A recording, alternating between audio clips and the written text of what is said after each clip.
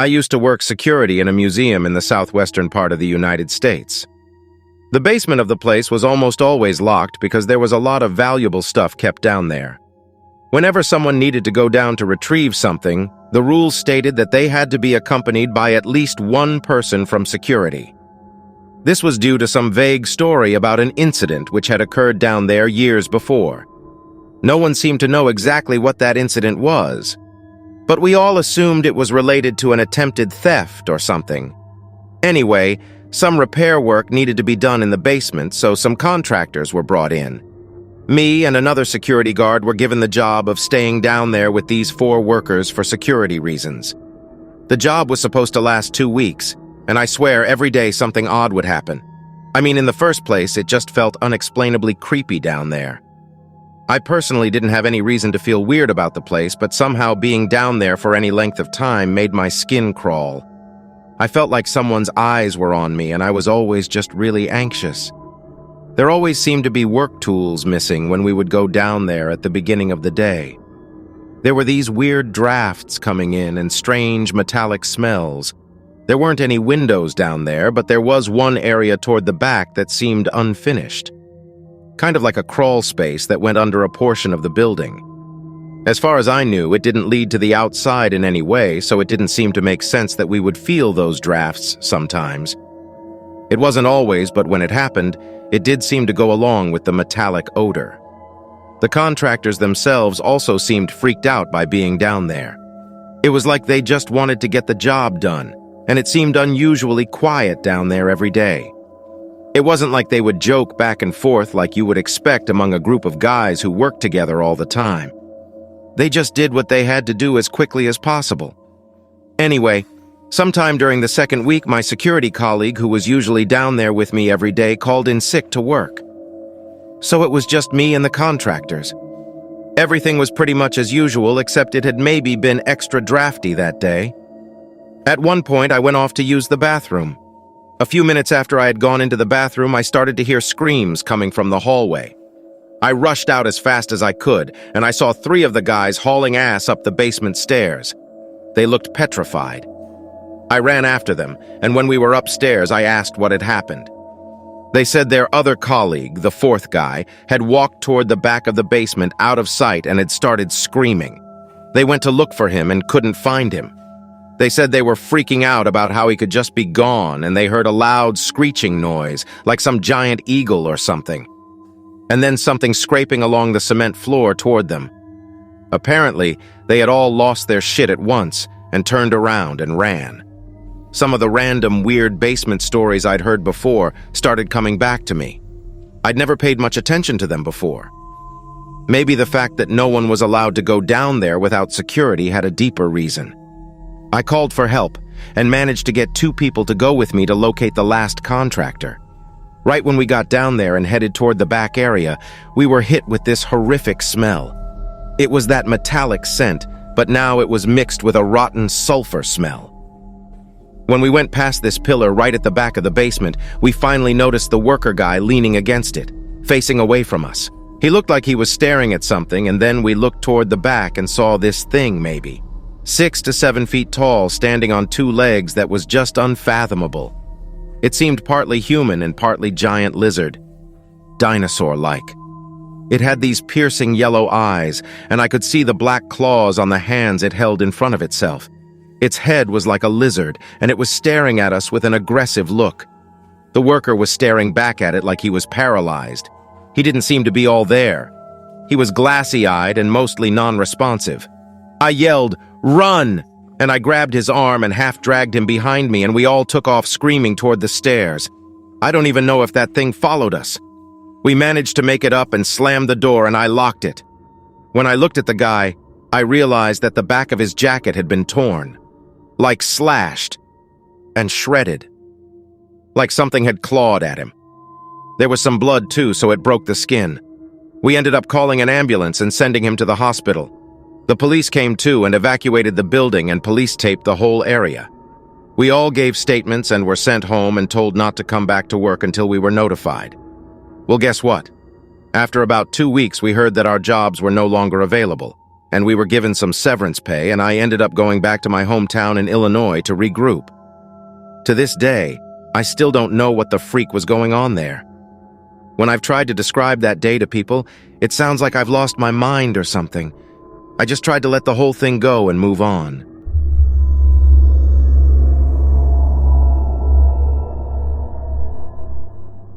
Every government institution has secrets. It comes with the territory, right? Once you're entrusted with enough power or enough responsibility, you're bound to come across information you're not supposed to share. I've been repeating that idea like a mantra lately. Let's say I know something that could be dangerous. Is it my responsibility to share that information, or is it my responsibility to keep it secret? I don't know the answer, but keeping the experience to myself isn't sustainable anymore. It's driving me crazy. If I never talk about it, I'll never have more than these questions. I want some answers instead. Almost 10 years ago now, the compliance office overseeing Yosemite National Park received an anonymous tip that poachers were in the area. Mariposa Grove was named a specific point of interest. If you don't already know, that's a concentrated area of sequoia on the southernmost tip of Yosemite. The compliance office isn't usually in charge of filtering information like that. It took a while to trickle down to the right people. Once we had it, I was grouped with a team of rangers asked to monitor the grove. Under circumstances like these, most tips don't pan out. We either hear about the poachers after it's too late, or they realize that we've been tipped off and they never show. I spotted these poachers right away. A few days after I was assigned, I found tracks and an undocumented campsite. That put me on the trail fast. It was another day before I caught up to them. In hindsight, I should have recognized how out of the ordinary this was. The tip went through the wrong office. The Park District mobilized immediately. And there I was, closing in on our suspects just a few days later. As much as I hate to say it, we never acted with so much urgency. We weren't always that accurate either. The suspects were a 50-year-old man and his teenage son. They were scared even before I flashed my badge.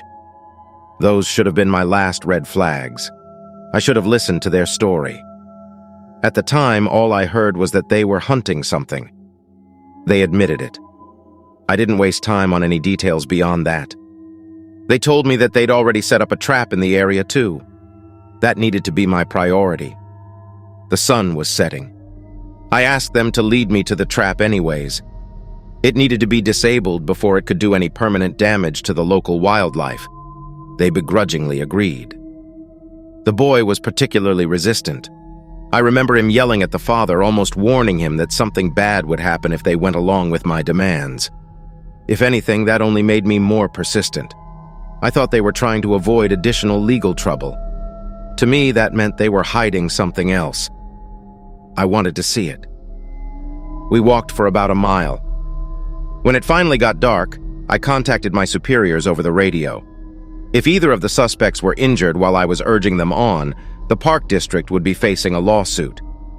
They agreed with my earlier assessment. We needed to disable the trap and ensure that the poachers weren't hiding anything else. I was expecting to find a snare or a live cage. What I found instead was a pit.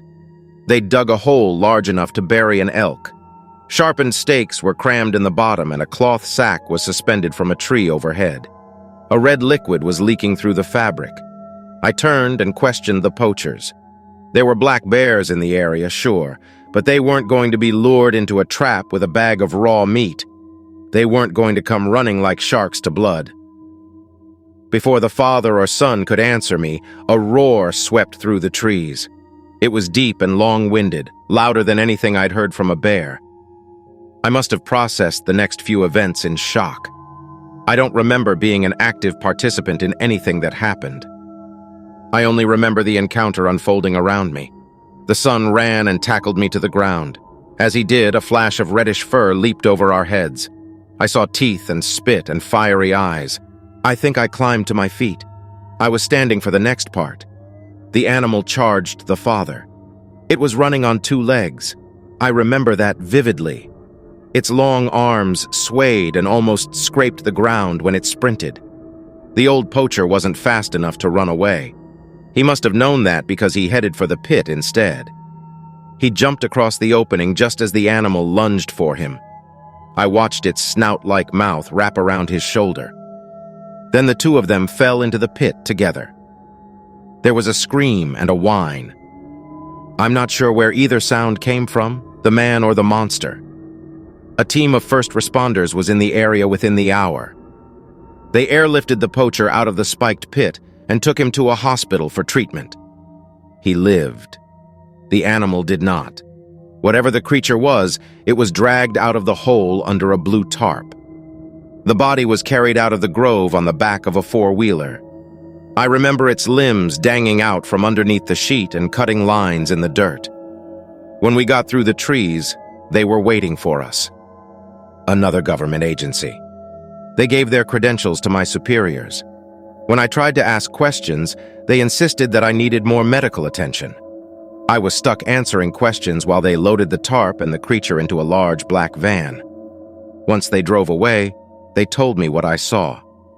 The information was almost clinical. It sounded like they'd rehearsed all of their answers. It was a sick bear. The poachers had injured it in a prior exchange, which was why it was moving so strangely. The father and son, they said, were members of a notorious group of illegal hunters. I'd done the Park Service a great favor, they said. I chose to believe them. I chose to believe them for years. Each night when I couldn't sleep, I chose to believe them. Each morning when I looked at myself in the mirror, I chose to believe them. Now I'm not so sure. I looked for the whereabouts of the boy and his father. They saved my life, right? It's like they don't exist. I asked a few friends of mine who still work for the Park Service if they could find the records of that incident. There's nothing. Everything behind me has been erased. I was a passenger that night. I was a spectator. I don't want to be a spectator anymore. I want to know what that creature was. I want to know where it was taken and by who. And I want to know why those two poachers were hunting it.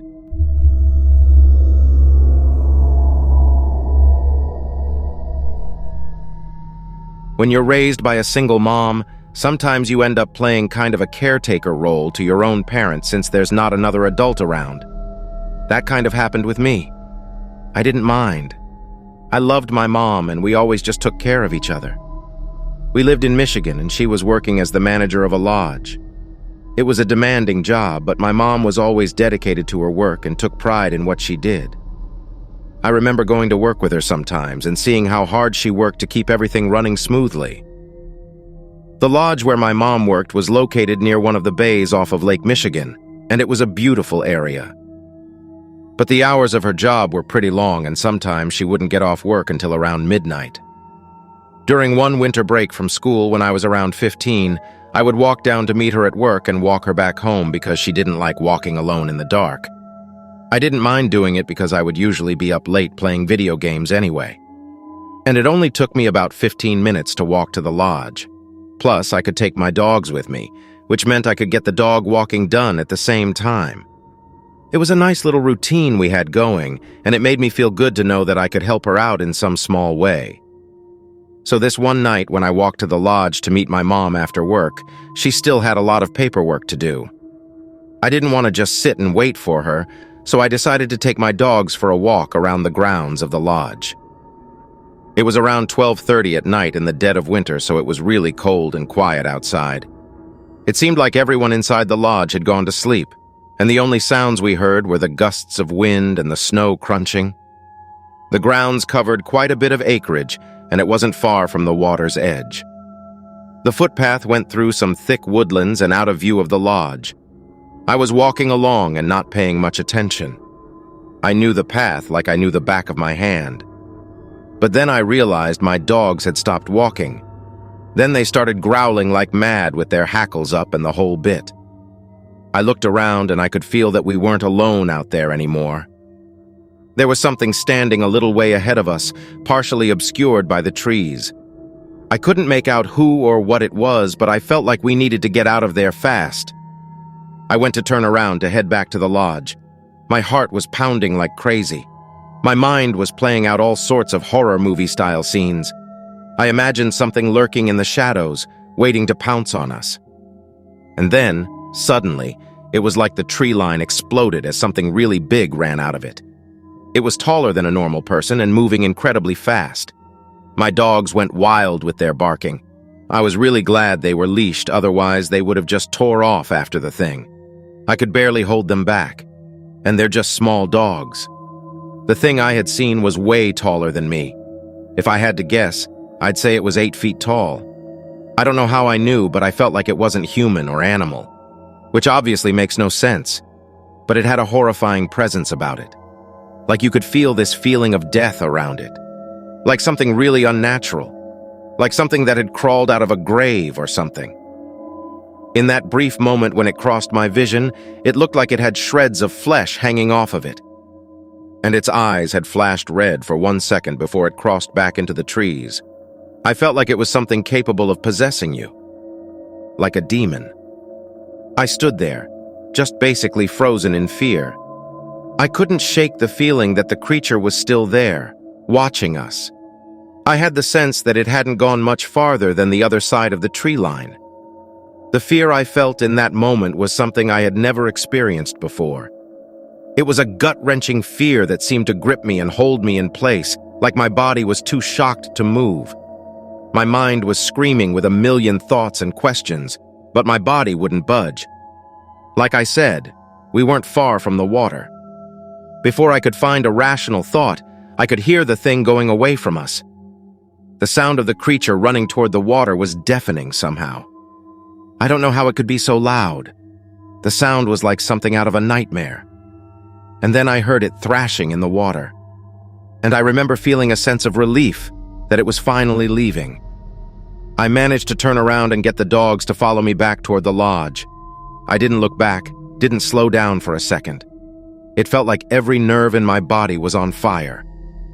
When I finally made it back to the lodge, I was out of breath and shaking. All I cared about was getting inside, locking the door and never looking back. After that night, I was never quite the same. I found myself constantly looking over my shoulder, always on high alert for anything out of the ordinary. It took me a long time to shake the feeling that something was always watching me. It was hard to make my mom understand how horrifying that creature had been.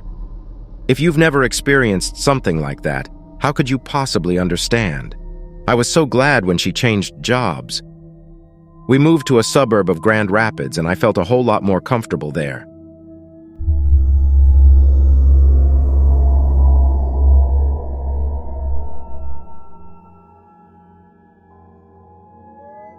You ever gone cave diving? There's a word for it. I don't remember. Anyway, I used to go. Not professionally, mind you. Where I grew up, we didn't do much of anything professionally. You find strange things to fill your time as a kid in Arizona. The way it used to be, you were out of the house for as long as the sun was burning in the sky. I guess it was only a matter of time before a few of us found a cave. It was mine, I guess. I should say that because there's a difference. There's something like 100,000 abandoned mines in the state of Arizona. I learned about that after. I know the other 100,000 aren't like the one we found. 6 of us spotted it. Small hole on the top of a hill, framed like a square by a couple of 2x4s wedged into the earth. Barely wide enough for a body. Jim never came down. He got the creeps right from the start.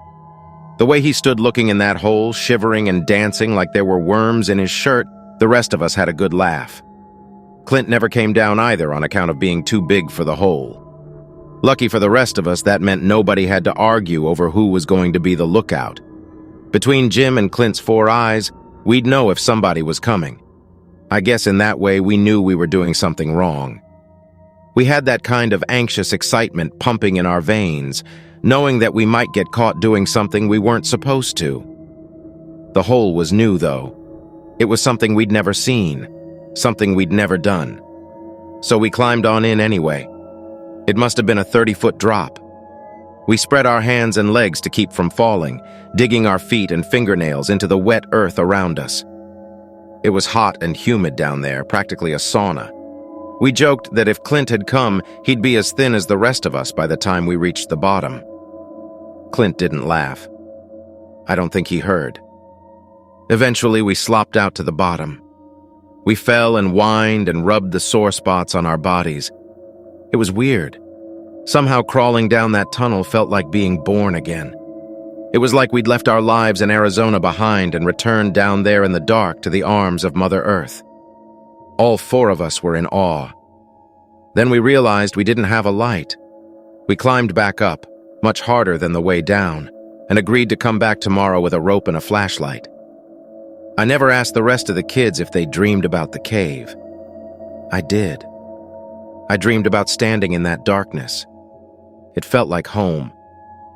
The next time Clint didn't show, I think he was jealous of the adventure the rest of us was having. Jim stuck around, though, happy just to be included. Maybe he felt it tugging on him, too. The second trip wasn't particularly exciting.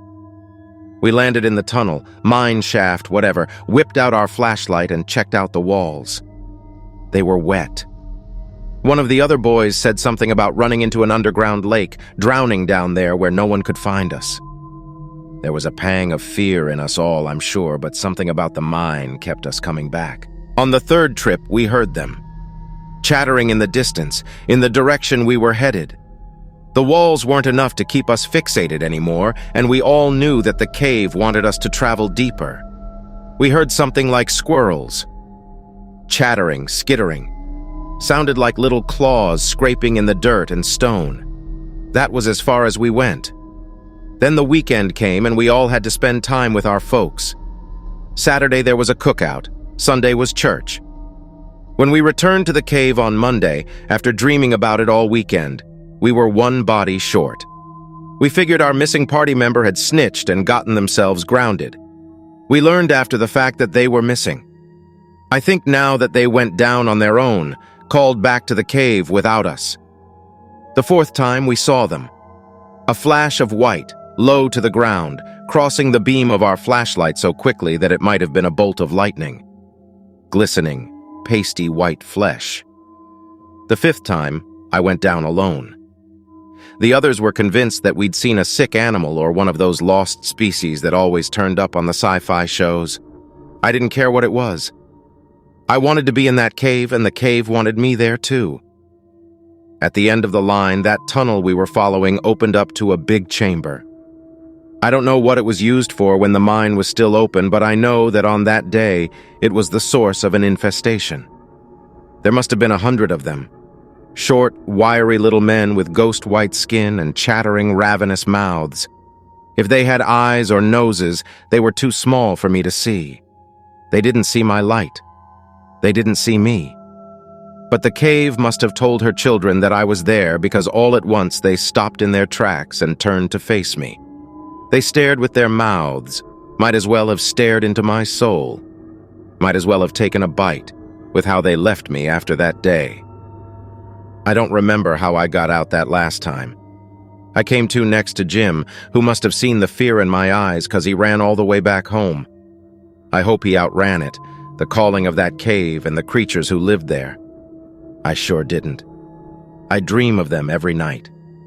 When I close my eyes, I can still hear the chatter. I can still hear their pointed nails, scratching the walls of the place that felt like home.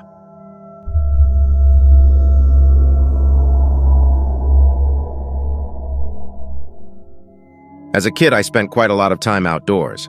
I grew up around the salt marshes of South Carolina. There's a pretty unique culture around there. There's a lot of belief in magic, kind of dark magic, and lots of spiritualism. So I'm used to weird stories, but I never tended to give that much attention. Most everyone who spent enough time there has their own spooky story, but this is one of mine, that I never believed I would experience. When I first became a ranger, I didn't want to move too far away from home. I got a position at a state park at the bottom of South Carolina.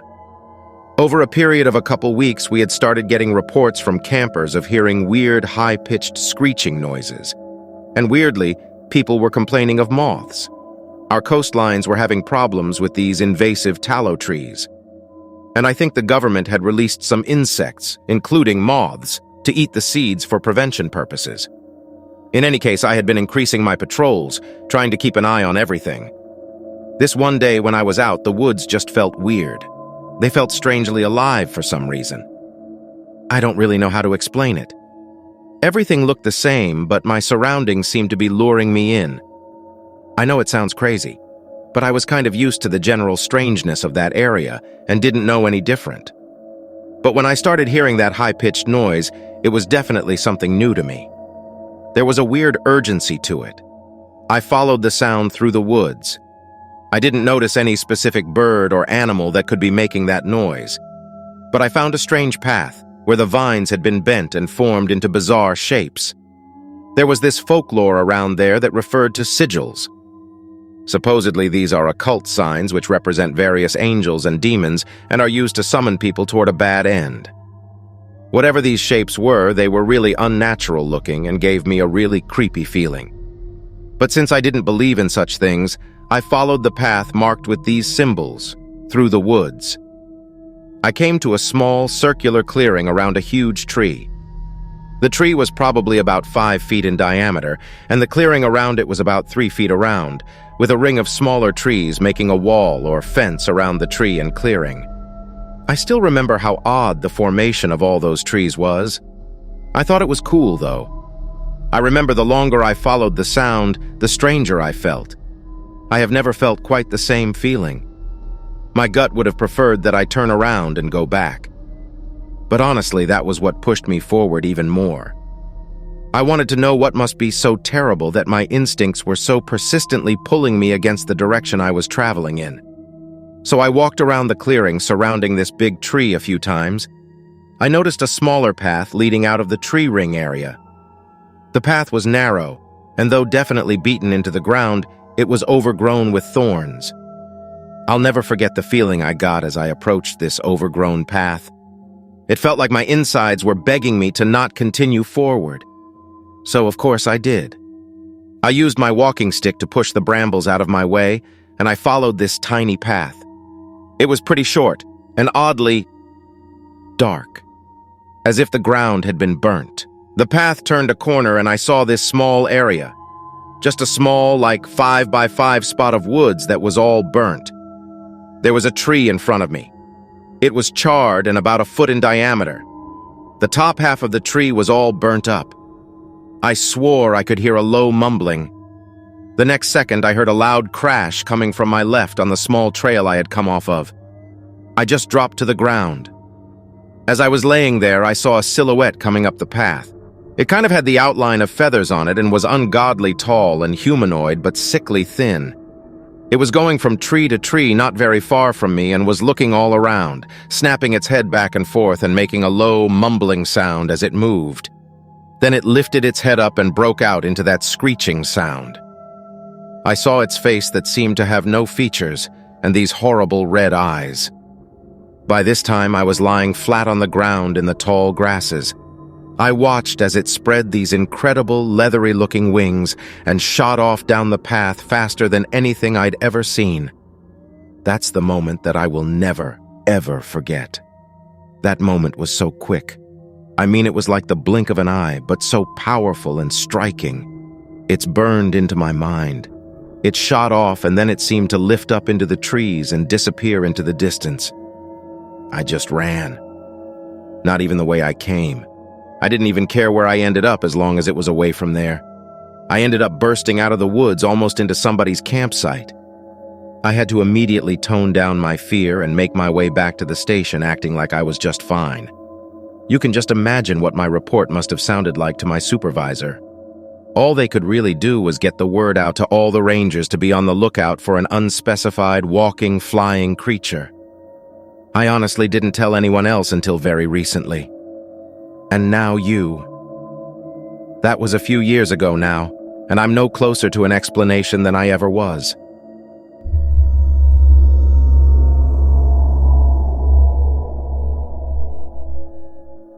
I kind of hesitate to tell this story. I mean, police officers seem to get a bad rap no matter what we do these days. I don't want to be known as some delusional city employee who imagines things. But I guess if I stay anonymous, it's fine. I work in law enforcement in a small city in Kansas.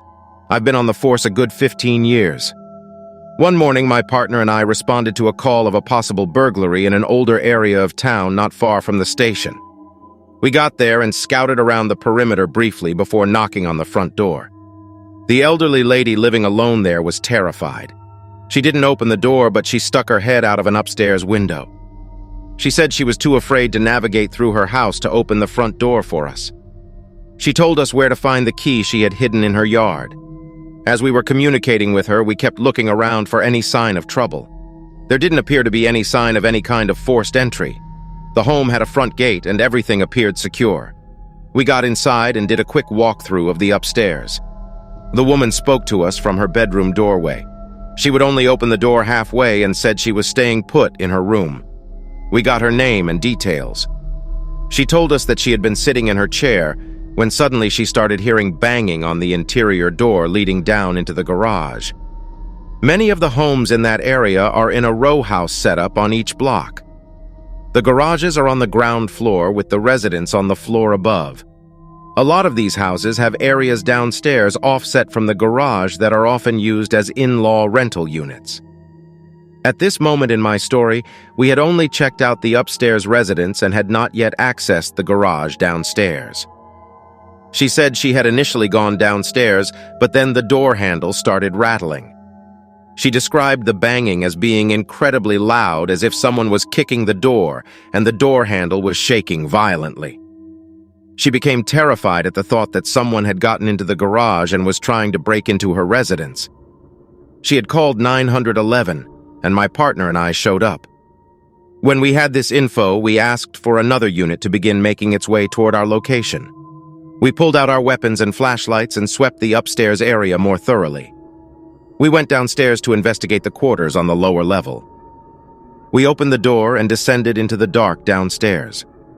All the curtains were closed and barely any sunlight was getting in. When we got some lights on, it was like a time capsule in there. The entire downstairs area was like stepping into the 1970s. There was lots of dust, but otherwise perfectly preserved food and alcohol, books and magazines, etc.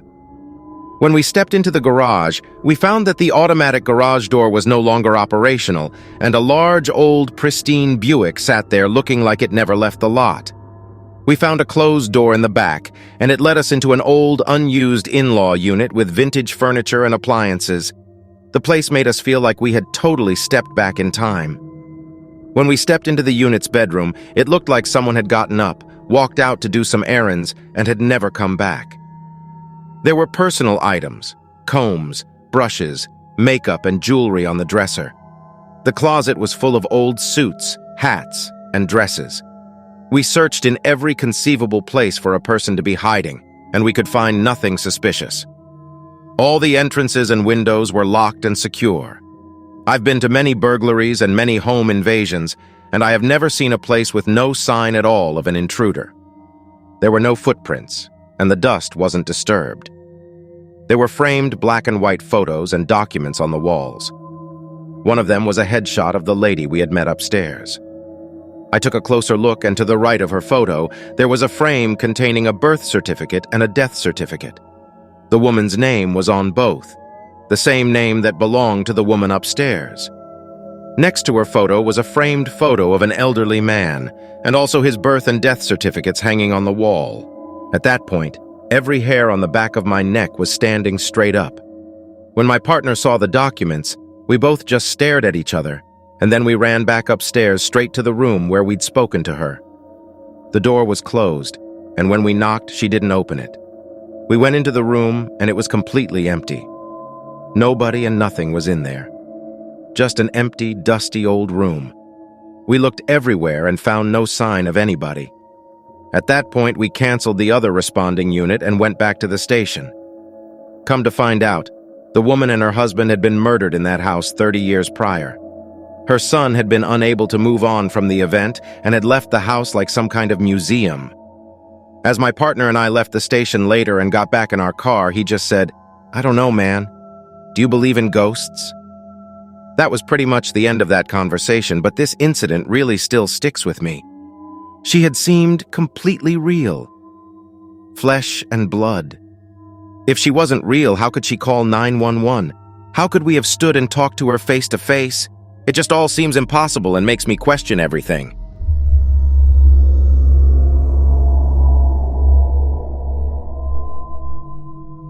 All right, listen. This story is something that still sends chills down my spine every time I think about it. It happened when I was working up in the mountains in Colorado as a ski instructor. Now, I know that doesn't exactly sound like a horror story setting, but trust me, it gets pretty wild. So, it was a regular day in the middle of the ski season, and I had just finished teaching a group of beginners how to snowplow and was about to head back to the lodge for a well-deserved break. You know, the usual stuff, a cup of hot cocoa, maybe a slice of pie. But then I noticed something odd on one of the distant slopes. It was this strange, dark figure against the white snow. Now, at first I thought it was just a fellow skier who had maybe wandered off track, but something about the shape of the figure just didn't sit right with me. I decided to get a closer look, thinking that maybe someone was in trouble. As I skied closer, I noticed that the figure wasn't moving at all, and it certainly wasn't any skier. Standing right there in the middle of the snowy slope was this creature, something I had never seen or heard of before. This thing stood at about 7 feet tall, with a muscular build, covered in a shaggy coat that was as black as the night sky. Its face was something right out of a horror movie. It had glowing yellow eyes, a snout that looked somewhat canine but more elongated and distorted. Its ears, now those were something else. They were long and pointed, almost like a fox's but bigger.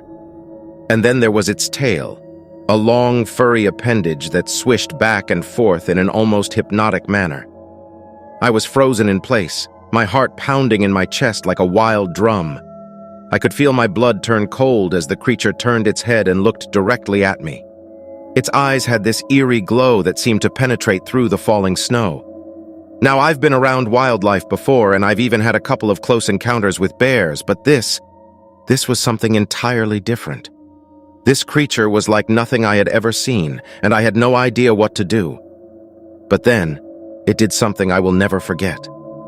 It let out a low growl that echoed through the otherwise silent mountainside. The sound sent shivers down my spine and jolted me back into action. I knew I had to get out of there, and fast. I turned my skis downhill and pushed off, going as fast as I could. I didn't dare look back. I could hear the creature's growls growing louder and closer, and my heart felt like it was about to burst out of my chest. Just when I thought I couldn't go any faster, I hit a patch of ice and lost control. I went tumbling down the slope, my skis flying off, and my vision blurred with snow and fear. When I finally came to a stop, I looked up, expecting to see the creature bearing down on me. But it was gone. I lay there in the snow, panting and shaking, the adrenaline still pumping through my veins. I didn't know where the creature had gone, and frankly, I didn't want to know. I managed to get up, find my skis, and make my way back to the lodge. I didn't tell anyone about what I had seen. Who would believe me anyway? But I know what I saw. I know that something is out there in the Colorado mountains, and every time I go back to the slopes, I can't shake it off.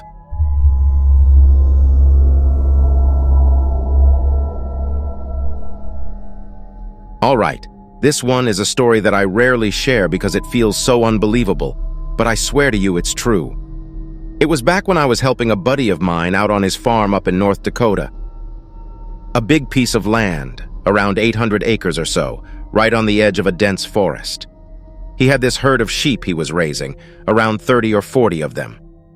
And if you've ever had anything to do with sheep farming, you'll know that protecting them from predators is a big part of the job. So he had these 6 or 7 feeding pens scattered around the farm, and we had to keep a close eye on them, especially during the night. Anyway, one winter evening I was out doing my rounds. It was around 5 p.m. and the sun was setting fast. I'd just finished checking the last feeding pen and was heading back to the farmhouse. It was pretty cold and the ground was crunchy under my boots. The sheep were all huddled together, eating, and everything seemed fine. But as I was walking away from the pen, I heard this strange sound. It was like a low growl, but not like any animal I'd ever heard before. It was more vibrating somehow, and it seemed to echo in the quiet winter evening. I turned back, squinting in the dying light, but I couldn't see anything out of the ordinary.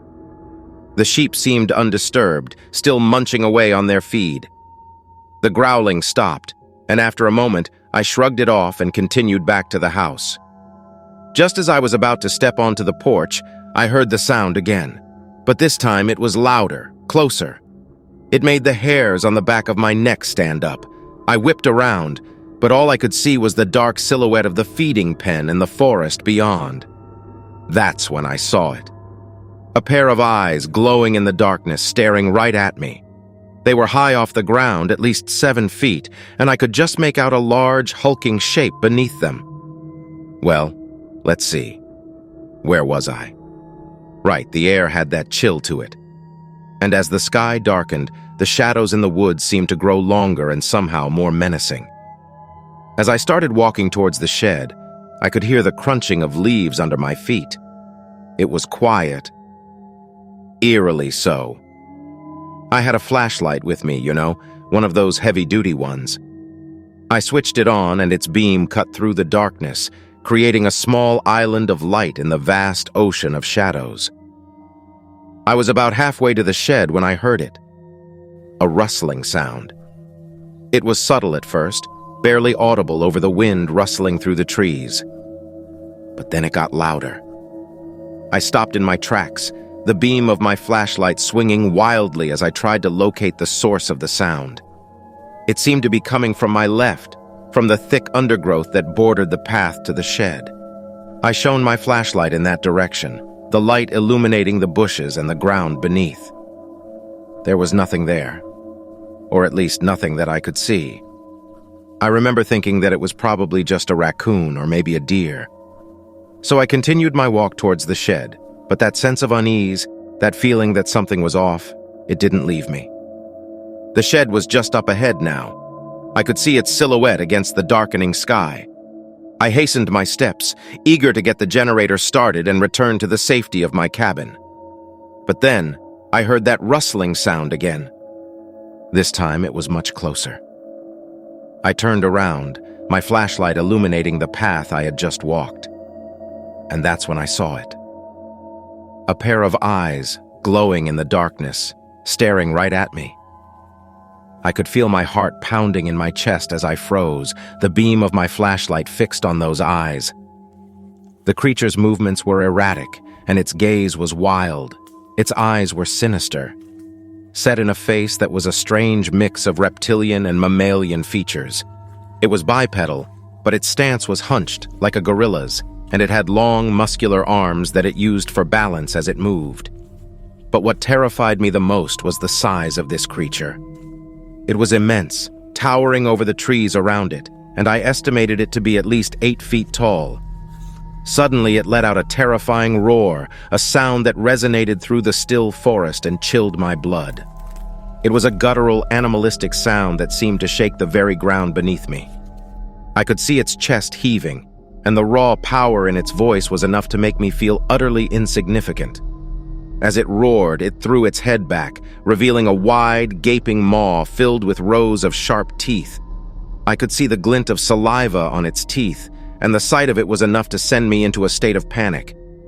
My instincts screamed at me to run, but my legs felt like they were rooted to the spot. I was frozen in fear, my heart pounding in my chest like a drum. But then, something happened that snapped me out of my trance. The creature turned its attention to me. Its eyes, glowing in the darkness, locked onto mine. I could feel the intensity of its gaze, and I knew without a doubt that I was its next target. With a surge of adrenaline, I turned and ran. I could hear the creature crashing through the underbrush behind me, its heavy footsteps echoing in my ears. But I didn't dare to look back. I ran with all the strength I had, my breath coming in ragged gasps. Suddenly I stumbled and fell, a sharp pain shooting up my leg. I twisted my ankle. Lying there on the forest floor, I could hear the creature closing in on me. I could see its shadow looming over me, its breath hot and foul. In the last moment, as the creature lunged at me, a bright flash of light burst through the forest. The creature reeled back, letting out a deafening roar of pain. I looked up, squinting through the brightness, and saw a figure standing between me and the creature. It was a park ranger, holding a flare gun. The bright light from the flare seemed to hurt the creature. It roared again, then turned and disappeared into the darkness. The ranger helped me up, and together we limped towards safety. From that day on, I never went back to that forest.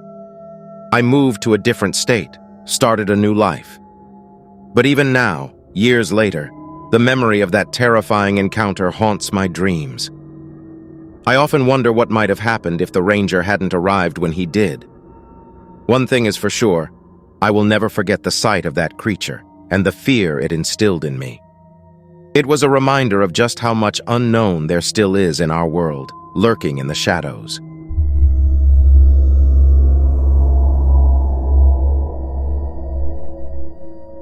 I can never tell this story without first giving the disclaimer that I am not insane. My mind did not make up what I saw, nor have I ever hallucinated in my life. Every living or spiritually living thing in this world is not accounted for. Everything cannot be explained. I live on in Native American reservation in Ontario, Canada. I have had the blessing of being able to grow up around my culture, with some Western knowledge as well. A big part of my culture is tradition and folklore, which we take very seriously.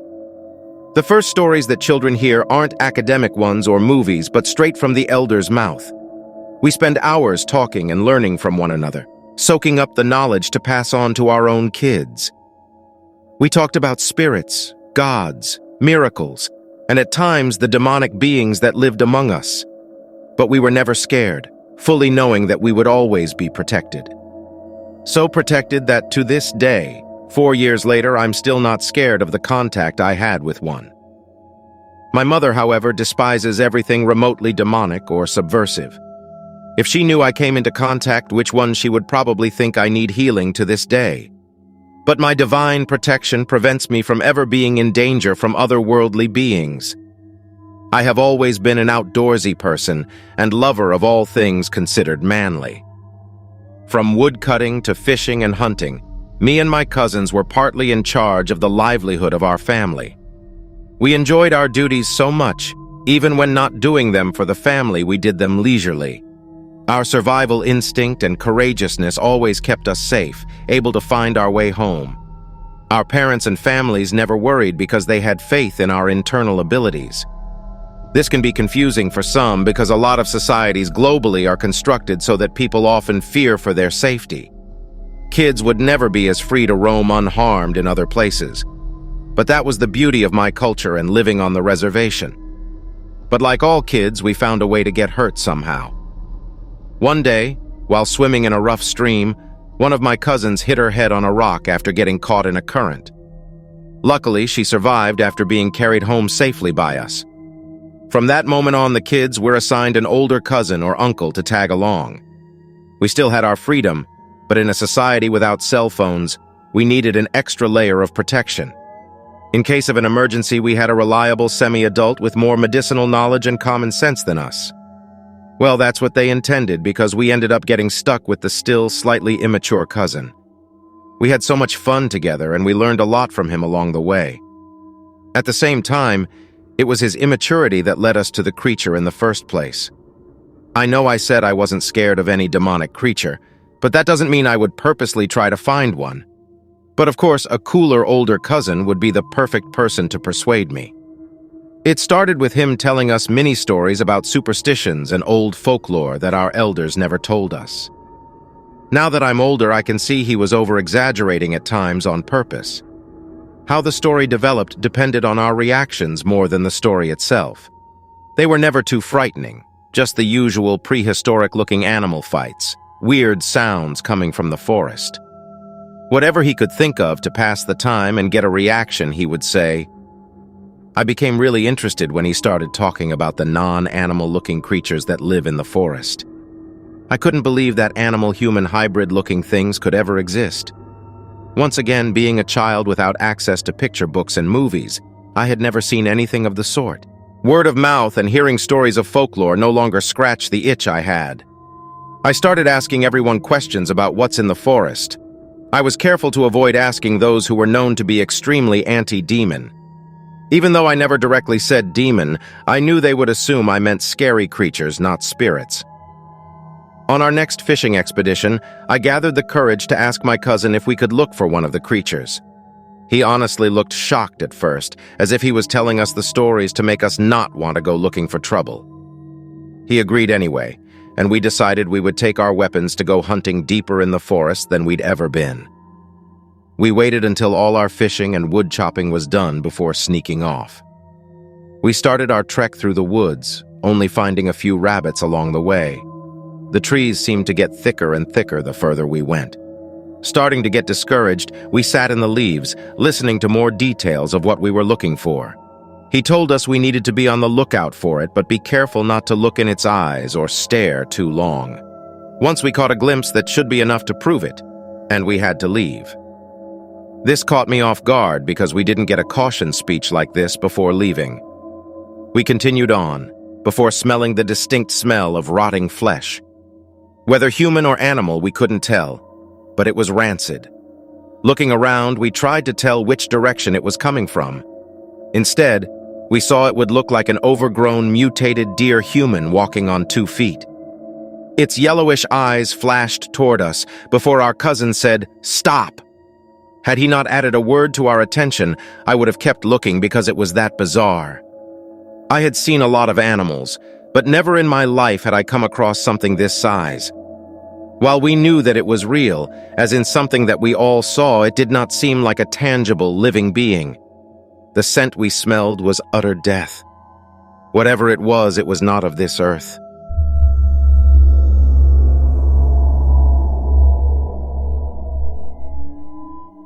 Alright, so this one time, me and a couple of buddies of mine, let's call them Mike and Sam, decided to take a trip to Point Pleasant, West Virginia. Now, you might be wondering, why in the world would you want to go there? Well, Point Pleasant is famous for the Mothman sightings back in the 60s. We had this crazy idea to start a cryptid hunting channel, and what better place to start than the home of the Mothman, right? So there we were, setting off on this adventure with nothing but our cameras, a bunch of high-tech gear we barely knew how to use, and an absolute ton of excitement. I was the guy with the video camera, while Mike and Sam were armed with night vision goggles and audio recorders. We got ourselves a little room at a local inn and started planning our night expedition. We wanted to wait until dark, for the added effect and all. We had the entire area of the infamous TNT plant, where the Mothman was often sighted, mapped out. As the sun started to set, we could feel the anticipation building up. The place had a weird vibe to it, but hey, that just made it all the more thrilling. So I'm there filming everything while Mike and Sam are trying to pick up any unusual sounds or movements. We were just about an hour into our expedition when Sam's audio recorder starts picking up this strange static. We were all pretty stoked, thinking we were onto something. Mike starts exploring the area where the static was the strongest. Now remember, this is the middle of the night in a deserted old World War II munitions plant. The chances of us finding anything significant were, well, not too high. But that static had us all hopeful. We spent what felt like forever in that area, but we found absolutely nothing. Just as we were about to give up and move on, I noticed something out of the corner of my eye. I could have sworn I saw something move in the distance. "Guys, I think I saw something over there," I remember saying. We quickly moved towards the direction I was pointing. Suddenly, my camera starts acting all weird. The screen was freezing up, and then it just completely turned off. And just when I thought things couldn't get any weirder, we start hearing these strange noises.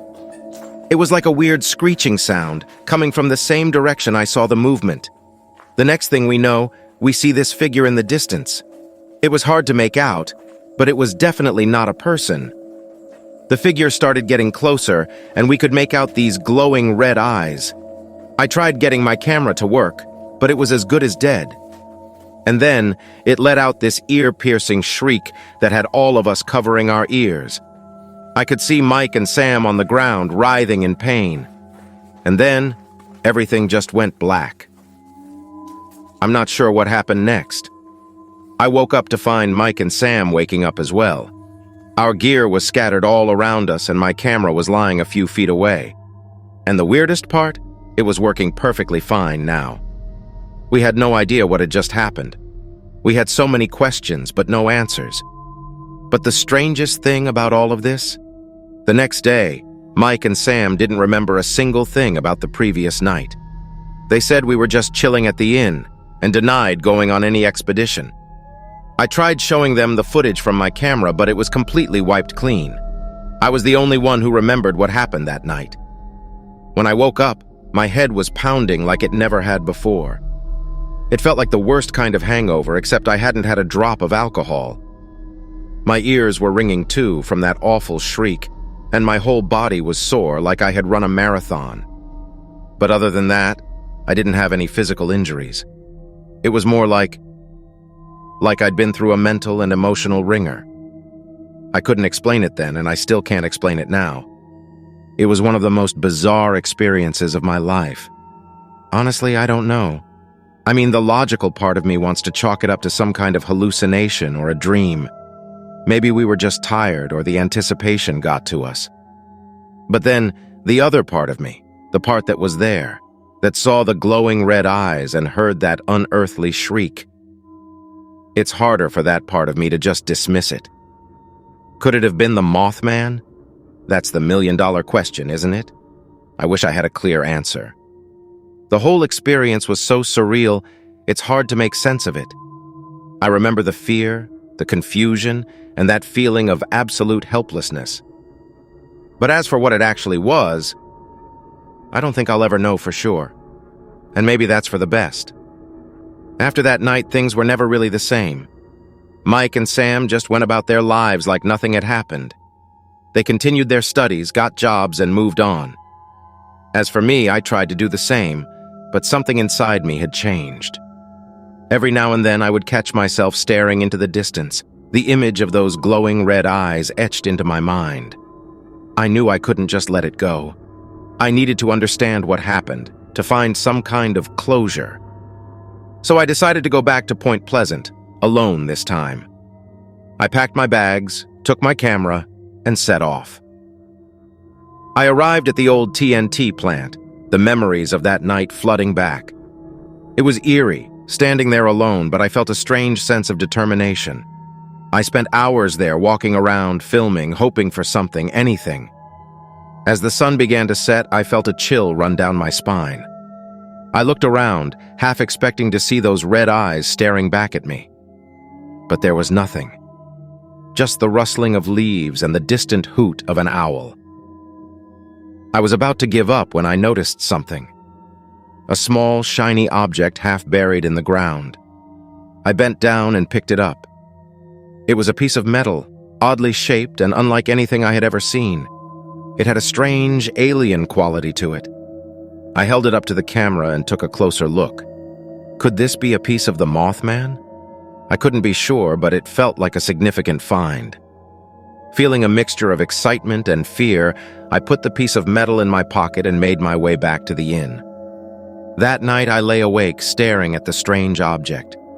It was my only piece of tangible evidence, my only connection to that unforgettable night. The next day, I decided to return home. I had what I came for. I knew I would never get the answers I wanted, that the mystery of that night would forever remain unsolved. But somehow I was okay with that. I had faced my fear, confronted my past, and found a piece of the puzzle. And in doing so, I had found a strange sense of peace. As for the piece of metal, I kept it as a reminder of that night, a symbol of the unknown. Every time I look at it, I'm reminded of the mystery, the fear, and the thrill of that night in Point Pleasant. It's a part of my story now, a story I'll keep telling, in hopes that one day someone else might come forward with their own piece of the puzzle. And even though Mike and Sam don't remember that night, I hope that one day they'll stumble upon their own reminders, their own pieces of the puzzle, and maybe then they'll remember. Until then, I'll keep searching, keep exploring, because I know that there's still so much out there, waiting to be discovered.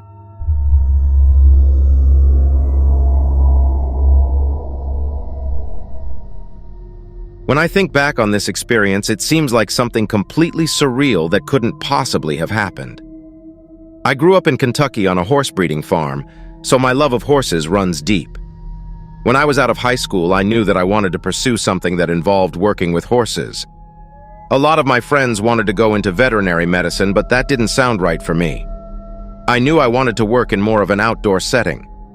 I decided to take a year off before starting college, and while I was traveling around the country, I came across something that sounded perfect for me. I was visiting Yosemite National Park and found out that they had mounted park rangers.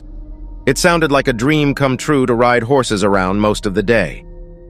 I ended up taking the coursework to become a law enforcement ranger, and then eventually I was able to get a position at Yosemite as a mounted patrol ranger. Since I had extensive experience with horses, a big part of my job involved caring for them and training them. It was as great as I thought it would be.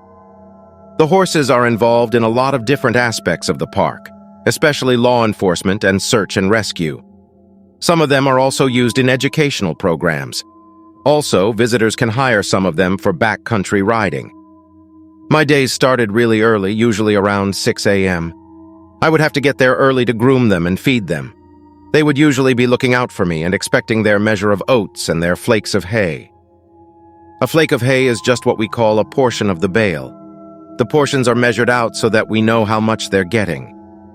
One morning I was half asleep and I went out to fling hay over the fences. I got surprised by the sound of geese flapping around the horse. I had never seen them over there before, so I wasn't expecting all of that honking and flapping first thing. I had to take a quick pause to gather myself while I kept tossing the hay. For the first time, I noticed the horses hadn't come toward me to get that hay that they were usually whinnying for. They were just staying huddled together under the shelter. I went over to the gate so that I could go inside and check on them.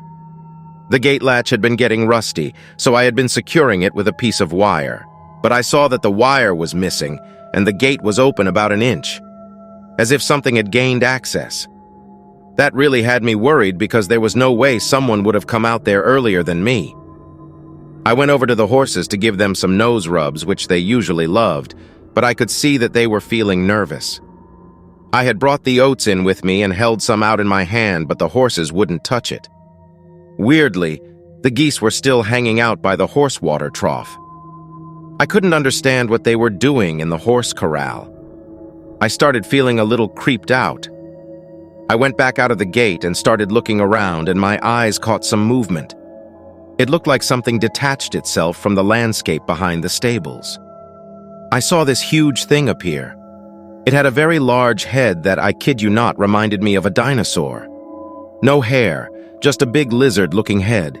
It was standing on two legs. It turned toward me and looked right at me. It had reptilian yellow eyes. All I remember about its face were the eyes and the sharp teeth. Like I said, it was standing upright, and it was probably 6 or 7 feet tall. I was about 30 feet away from it, and it was hard to tell, but it looked like it had grayish, scaly skin. When it locked eyes on me, it reacted. It kind of shifted, or took a little step to the side, like it was surprised that I had seen it. This feeling of fear and dread washed over me, and it was paralyzing. I can still feel the feeling of my heart beating like crazy in my chest. I have never felt fear like that in my life since. I also felt a heaviness in my head. I don't know how to describe it in any other way. The thing felt malevolent. After being immobilized by fear for what seemed like forever, but was probably only about 10 seconds, I turned and ran back to the horses. I would have run the hell away from there, but my first instinct was to protect the animals. As soon as I did that, it turned and ran up the hill behind it like it was nothing. Faster than I have ever seen an animal move. I eventually sounded the alarm, and some other rangers showed up. They wanted to follow after it on horseback, but the horses wouldn't go. I had never seen them disobey like that. And they wouldn't eat for hours after that. I cannot imagine what that thing wanted. It couldn't have been after oats and hay. When I thought about the possibility that it had gotten in the gate and gone near them, I just felt sick. But I looked them over really carefully, and they seemed physically unharmed. We started locking the horses inside the stable at night after that. Of course, when I went to make my report, they tried to get me to think I saw a mountain lion or something. But no way was that a normal creature. It was something else.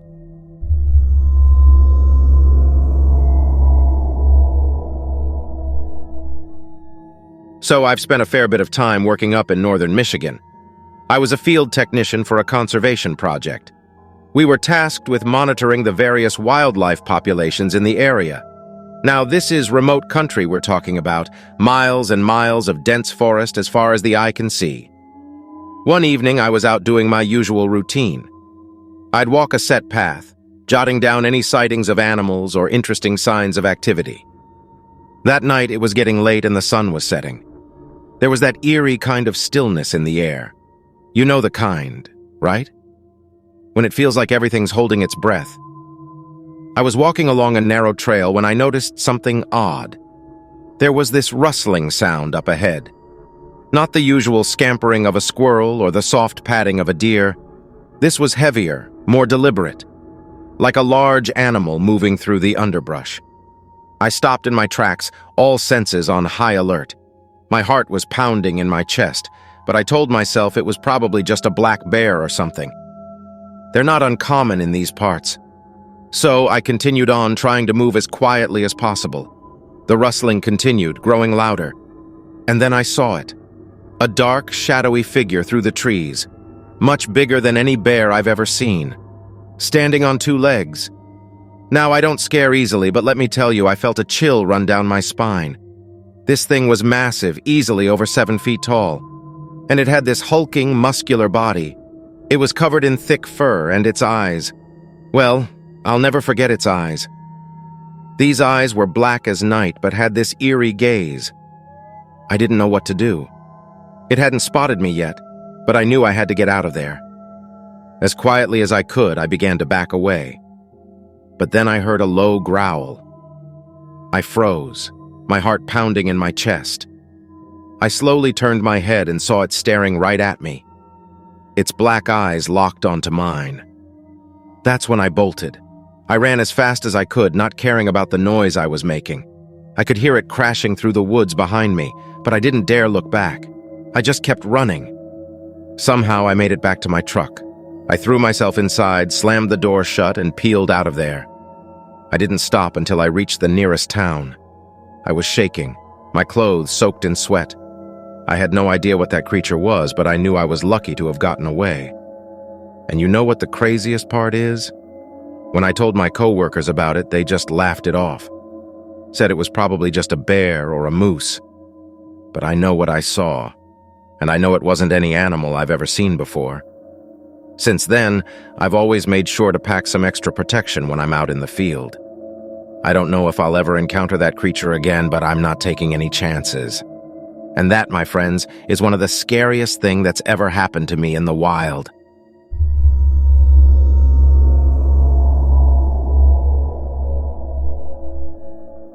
Growing up in Appalachia, you always hear stories, but you brush them off. However, the warnings that came with the stories you listen to. Some were don't whistle after dark. If you hear something saying your name, no you don't.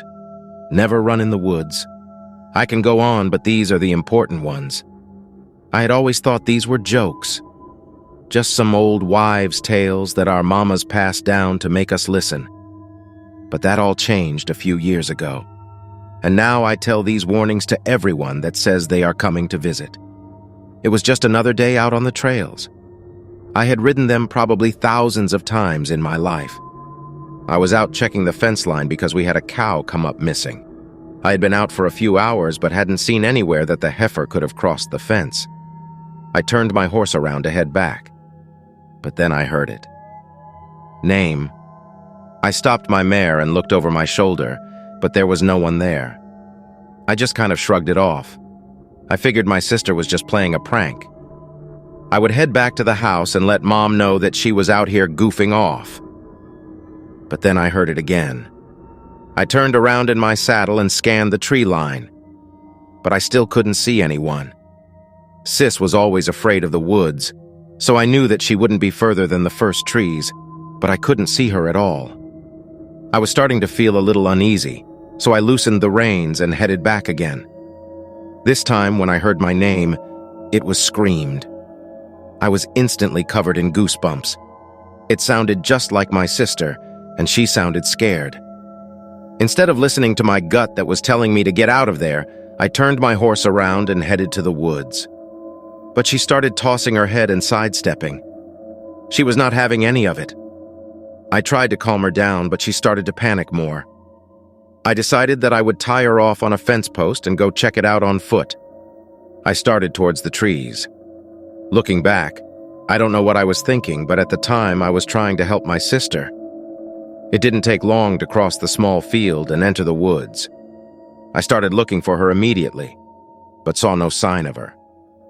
After a few minutes, I was ready to head back to the house, but as I started to head back to the trail and my horse, I heard her scream again. Further into the forest. I took off running, calling her name. She didn't respond, but I kept running. I knew she was here somewhere, and this far in, she may be lost. My parents wouldn't be happy if I left her out here. I had to find her. I kept running and calling for her, but she wasn't answering. After calling out a few more times, I stopped running. I realized that I was pretty far past any point I could remember. I started trying to trace my steps back and quickly realized that I was lost. I can remember the cold hitting me as I realized that I had no idea which way led back to the trail. It wasn't long before I heard my name again. Only this time it was closer, and almost a whisper. I spun around looking frantically. The voice was wrong. It sounded like my sister, but it was definitely not her voice I was hearing. I could hear something moving just outside of my sight, and my hair stood on end. It didn't take long for me to make out the creature that was watching me. I heard my name again and looked right where it came from. I could make out a human shape, but it was all wrong. It was on all fours, kind of hunched over. It had a pelt of some type and an animal skull over its head. But the eyes were wrong. They were too human to be an animal. I screamed, and it seemed to smile as it lunged towards me. I turned and ran like my life depended on it, because as far as I was concerned, it did. This thing was fast, and I knew it was toying with me. I was panting and my body burned, but I wasn't stopping. Finally, I saw the trees thinning in front of me, and I wasted no time in making it out of the trees. I could hear whatever it was calling my name from the tree line as I hurried to untie my horse. I ignored the calls and threw myself into the saddle. My mare needed absolutely no encouragement to get out of there. We were soon racing down the trail as whatever it was followed us in the trees. My heart was racing and my palms were sweaty as we rounded the corner and the house was visible. We didn't stop running. My mare was wide-eyed and terrified. I couldn't blame her. I knew that whatever it was had just followed us home.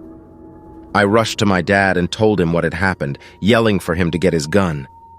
He looked startled at first, but when he saw how scared I was, he met me at the gate, opening it quickly with his shotgun in hand. Whatever it was chasing me stayed in the trees. Dad shook his head as I told him what had happened. He knew that I knew better.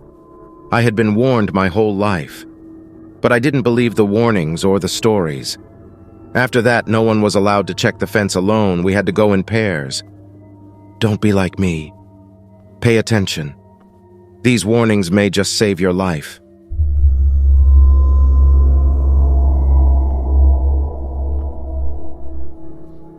I was an events coordinator, and I usually worked with local farms. I helped them organize birthday parties, hay rides, fun stuff like that. It's a pretty neat job, and I get to bring my family along to most of the public events at a discount. The one fall, I took my parents to the annual apple-picking bash at one of the bigger farms. They were only in town for the weekend, and I figured it would be a nice way to relax. We were in the orchard collecting our apples and everything when this terrible smell hit me. It's hard to describe, but it was this acidic, metallic reek, and it was overwhelming. It happened so suddenly that it made my eyes water.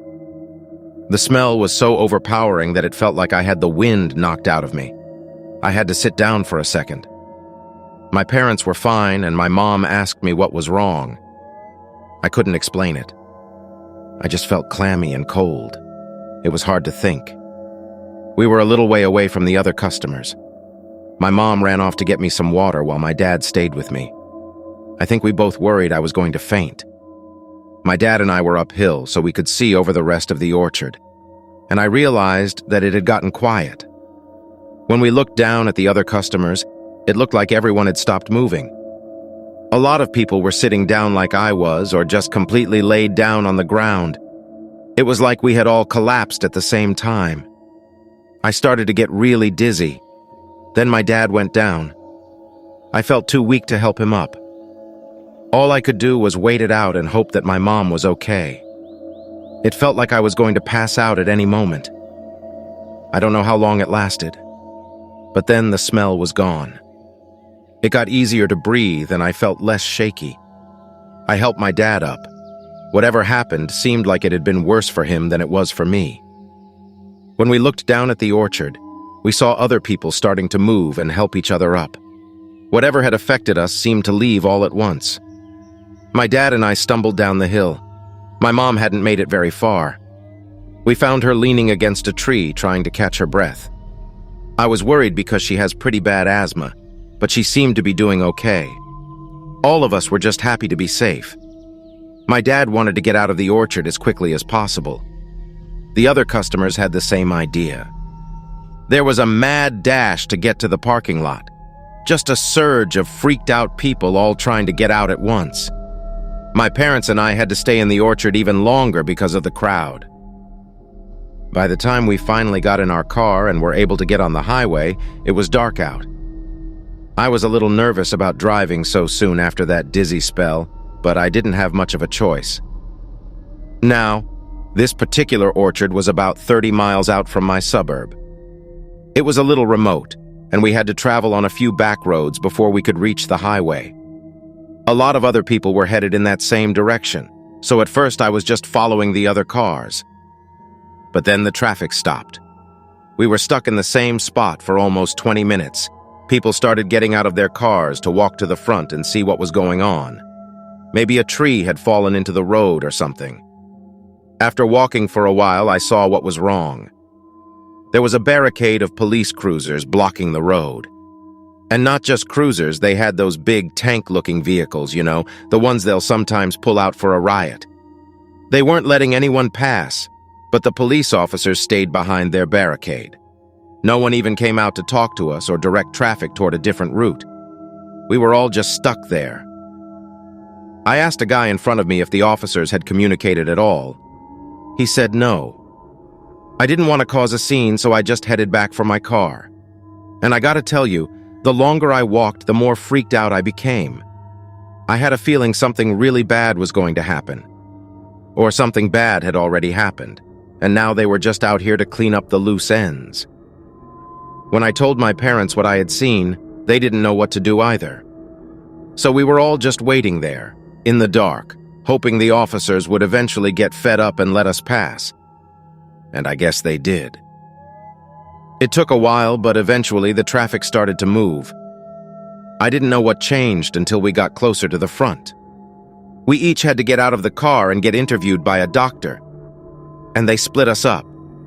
I had to talk to a physician local to the area. My mom said she got interviewed by an army nurse. It took forever, and the questions were really specific. I had to remember my entire medical history on the spot. I was scared to forget anything because I didn't know what would make them keep us there longer. Eventually, they let us pass. The drive back to my house should have only taken about an hour. Instead, it was closer to 3, and by the time we got home, we were completely exhausted. No one ever came to talk to us about that mass collapse at the orchard. I don't really know what to do with this story. I feel fine, like my body didn't get affected too badly. But I think we all took part in some sort of experiment. I truly believe that.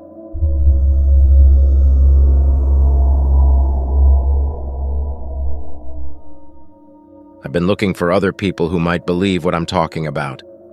There are groups on the internet and I've talked with people, but honestly, it all sounds made up to me, which doesn't help my confidence when I share this. But I think this is the place to tell my story. My partner had been bugging me for a few weeks. She asked me to set up security cameras on the perimeter of our home.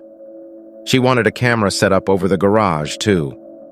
A few random things had been happening around our house for a couple weeks. My partner was concerned. There were several nights when our trash can was moved. It was never knocked over or spilled, but it was moved across the yard. We have a fence and a gate that locks on the side of our house. 3 nights in a row, the lock was unfastened, and the gate was open. My partner saw our dog in the front yard. I tried to tell her it was just neighborhood kids, but she persisted. So I went out and spent a bunch of money and bought security cameras. I work long days, so it took a lot of coffee to get acclimated to staying awake and watching the cameras. The first couple nights, nothing happened. I was beginning to think my partner was going crazy. Maybe she needed more sleep. I was trying not to doze off on the 4th night. It was a Saturday. It was late and I was awake because I didn't have to be at work early the next morning. First, I saw the camera in front of the garage blink out and it went white for maybe half a second. When the picture came back, our trash can was moved to the other side of the driveway. The camera on the side of the house turned off on its own. It just went black. I rewound the tape but saw the exact same thing I saw the first time. Just white for a flash. I went outside to check it out. It was quiet out, which is totally normal at 2 a.m. where I live. It's a quiet neighborhood. I saw nothing out of place, except the trash can. I grabbed the handle of the trash can to drag it back to where it belongs and pulled, but it didn't budge. I couldn't move the darn thing. It felt like it weighed a literal ton. I leaned back and pulled with both hands. It wasn't moving. I stood there dumbfounded. The overhead lights in the garage flickered. I tried lifting the lid off the trash can, just to do something. It was stuck. The trash can was completely immovable. The lights flickered again and turned off. Everything went black. I heard a loud buzzing for a second, and the lights flickered back to life. The trash can had moved again. Now it was near the curb. I freaked out. It was way too weird. I ran back inside the house and locked the door. I watched the yard through the window for maybe an hour. Nothing happened at all. I sat in front of the computer screen and watched the cameras. I was buzzing. I wasn't sure what I was hoping to see. I didn't believe in ghosts. I wasn't sure what could possibly be going on. The camera on the side of the house was still black. I kept glancing at it anyway, and then it turned on. The gate was open, and I saw my dog standing there. It was looking at something. I saw it raise its hackles like it was scared. Then both cameras turned off again. The screens were dead. I got up and ran to the garage and opened the automatic door. My dog heard and ran to me. It was whimpering and its tail was between its legs. I was patting the dog on its head when I saw something move along the side of the front yard. It was smallish and fast. For a second, I thought it was a cat or something, but it couldn't be. It had pale skin. I only saw it for a second, but I was sure. My dog whimpered and bolted in the house. The lights above the garage flickered again. I flipped the switch on the lights inside the garage, but they didn't respond. It went dark again. That buzzing sound returned and changed into a low hum.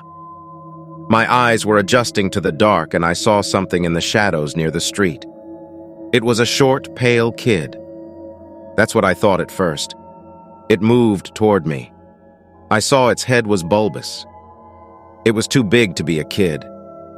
It opened its eyes and revealed these large black orbs, and it blinked several times. The lights flickered again. When they turned on, I heard a squealing noise like someone was burning rubber in their car. But there was no smell. Right as the lights came back on, I saw my trash can pop up and then blast straight up into the air. Completely silent. I ran into the driveway and looked up, but the trash can was gone. It disappeared. And so did the little person or whatever it was that I saw. I stood there and looked up at the sky for a long time. I locked the side gate, even though it felt completely pointless. I went inside and checked the cameras. I saw nothing in the side yard camera. It had blacked out. But the camera in front of the garage was working. I rewound the footage. The trash can was sitting there. The lights above the garage flickered. The screen went white, and when it came back, I was standing in the driveway and the trash can was gone. I kept rewatching it over and over looking for anything, a pale person or giant black eyes. But there was nothing there. My partner was right to suspect something, but I still don't know how to explain any of it. I'm hoping someone hearing this can help.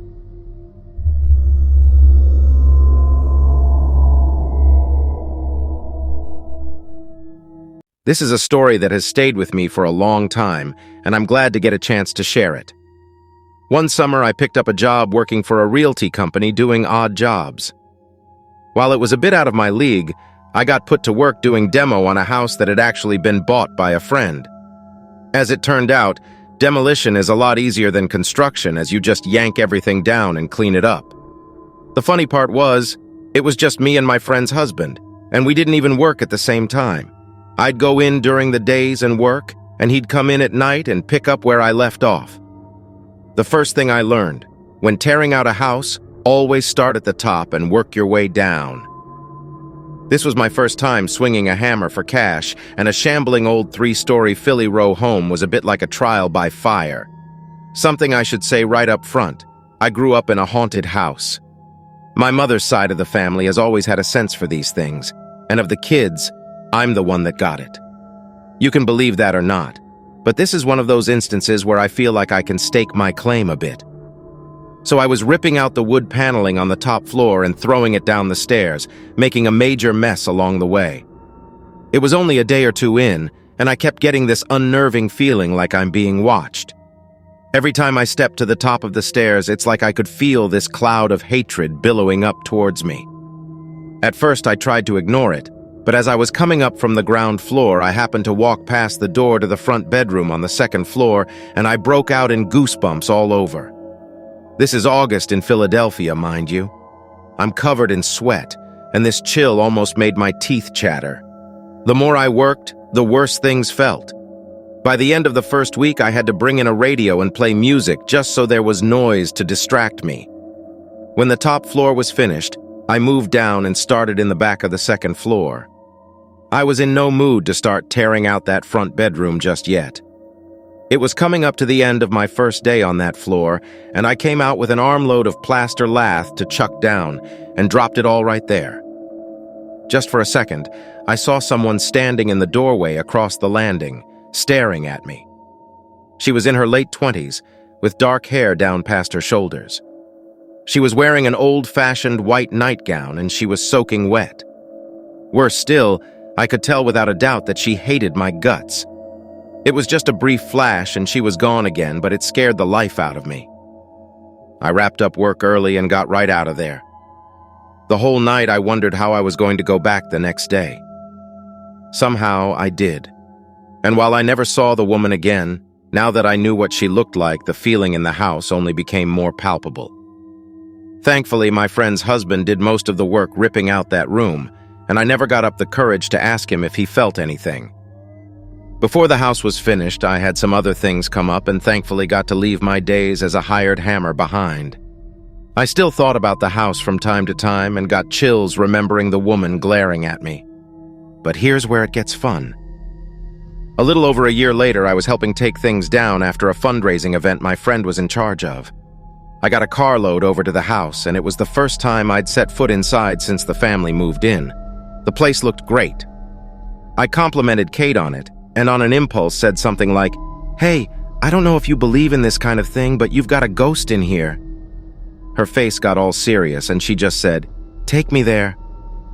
We went up, and as soon as we stepped into the doorway, I stopped cold. The floor was completely covered in toys, and I realized this was her son Levi's playroom. He was just over 3 at the time. Kate saw me lock up and asked me to tell her everything. As I got to the part about the woman I had seen, Kate got really still, and her face went chalk white. We were both shaking, and I asked her what was wrong. She looked around the room like she expected to see someone, then finally back at me. She said that Levi would sit in there all day just talking and babbling away. When Kate came to check on him, one time she asked him who he was talking to. Without missing a beat, Levi had pointed to the corner of the dresser and said with a big smile, "The lady."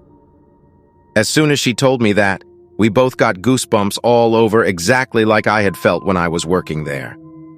We hustled back downstairs and did our best to be normal. She asked me if I wanted to stick around for a glass of wine, but I made my excuses and got out of there. It's been years now, and I have no idea if Levi remembers any of this. Regardless, Kate and I never talked about it again.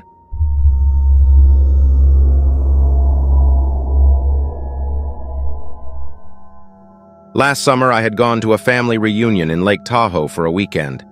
I ended up getting on the road really late to drive home. I do live in Nevada, but east of Tahoe in a town called Fallon.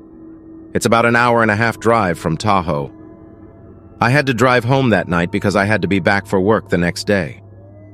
The drive was along Highway 50, which is known as the loneliest road in America. It goes through a lot of desolate desert area and is boring to say the least. I had been driving about 45 minutes and I was starting to get really tired. I felt this sleepiness coming on and I could tell it was going to be really hard to fight it. I don't know if you've heard of microsleep, but sometimes you can fall asleep for like 30 seconds at a time and you don't even know you've been asleep. It's obviously really dangerous if it happens while you're driving. It used to happen to me more often than I care to admit because I was working 2 jobs and was always sleep deprived. I tried playing loud music and sticking my head out the window.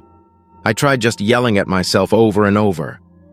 But my brain wasn't having it and I felt as drowsy as if I'd been drugged. I knew I needed to take a break, but I didn't feel safe just pulling over right on the side of the road. I finally came to this old dirt road that headed off to the right, so I turned and drove to this little stand of bushes and tried to conceal my car a bit. I don't even know why I was so paranoid, but I felt like I'd attract unwanted attention from the few other cars I'd been passing. I looked at the clock and saw that it was 11:33, and then I fell asleep. A while later, this scratching sound partially woke me up. It was like a metallic sound, like something was scratching at the car. I looked at the clock and it was 12:07. The sound stopped after a few seconds and I was still half asleep, so I didn't even really look around and just went back to sleep. I was later awakened by the same sound and it was 12:57. This time it started worrying me because the sound didn't stop. The thought ran across my mind that it was just an animal inspecting the car. But why would it come back almost an hour after it had left the previous time? I was trying to wake up all the way, but that weird, drugged feeling was still with me. Then the inside of my head felt like it started vibrating really loud. It was almost painful, but not quite. And then it turned into a high-pitched ring that was about the loudest sound I'd heard in my life. I opened my window and was hit with a strong smell of sulfur. For some reason, I thought that meant I was near a hot spring or something. The scratching had stopped by then. I turned on my headlights, and in front of my car, I saw a small group of strange humanoid creatures. They were about 4 feet tall. They were standing in a triangular shape, and the one in front was slightly taller than the others. The ringing in my head was making me feel like I couldn't think straight. The taller one stepped forward and stared into my eyes. It had black eyes. Everything about them was black. Black pupils, black retinas. The part that should be white was actually black. The skin on the face seemed almost bumpy. But while I was watching it, it seemed to become almost plastic and glossy looking. The creatures were sort of holographic and bluish-gray in color, and they were able to fade in and out of visibility. It looked like steam or mist was rising from them. I immediately got goosebumps all over the back of my neck and arms. It was steadily gazing at me, and the stare seemed to go on for days. I felt like all the knowledge I had in me was being sucked out, like my whole consciousness was being read. Then all of a sudden, I was blinded by a flash of light, like someone had taken a picture of me with a really bright flash. And then I felt completely drained. I had no energy. My soul felt hollow. And the beings were no longer in front of me. I looked in my rearview mirror and just managed to catch a glimpse of something running away behind me. It actually seemed more like figures made of light were drifting away behind my car.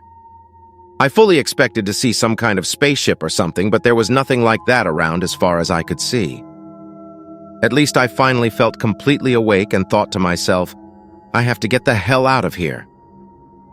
I started the car and got back to the road, and as I headed east again, I saw that the sun was starting to rise. I looked at my clock and saw that it was almost 6 a.m. I had lost about 5 hours since I had last checked my clock. For months, I questioned my sanity and reality. I knew I couldn't tell anyone. It's just a real relief to be able to finally speak about this to someone. I've heard about some strange things happening out in the desert, and it's just crazy. And I think I've seen some strange lights in the sky out there and whatnot. But what happened to me that night was really up close and personal. I will never feel the same again.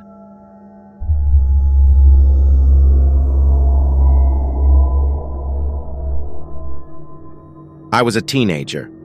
I was still in high school.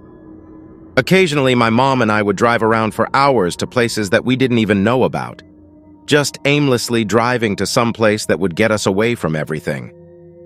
We found some many cool areas doing this. Now, the reason for it wasn't very pleasant, and I'd rather not go into detail about it, but at least we have the memories we do. It was a particularly bad day. My mom picks me up from school. She got to leave work early, and she said that we were going for another drive. I never complained because I knew my mom was dealing with enough already, so I did everything I could to make her happy. That meant smiling and sucking it up. It also meant never complaining about spending too much time in the car. I did have siblings, but they were always with their friends. I had friends, but none that I really hung out with outside of school. I suppose I was more of a lone wolf than the social type. This meant that I was my mom's only company during the tougher days, and I knew how much that meant to her. It meant a lot to me, too. As we are driving, the sky gets pretty gray.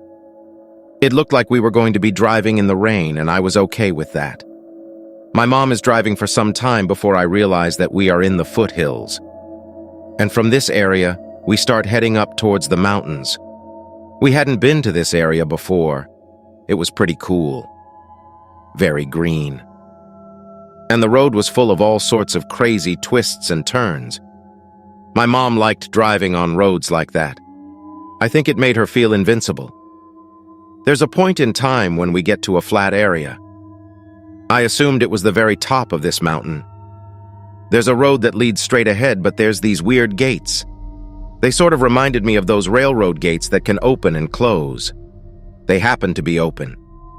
It looked really weird. But we were both very curious about it, so we went in. There were a few huge metal boxes that looked like transformers or something. I figured they were somehow connected to the gate we drove through, and all around us is this really cool wooded area. We followed the road for some time. Eventually, we hit a dead end. At the end of the road was an enormous body of water. It looked like a lake, but it seemed to turn into rivers that led off in two different directions. It seemed peaceful, and that's what my mom needed. We climb out of the car and start to walk around the small area of land. If you were looking at the body of water from our car, there were different elements to notice. The first being that the area of land that we stood on obviously wrapped around the lake. But it was weird because we couldn't walk on any of the sides. We were stuck in the dead center of the lake. This was partly due to the area on the left and right of us being very steep and covered in rocks. There were two river-type things, as I mentioned, but they sort of swerved out to the northeast and northwest. It created a V shape almost.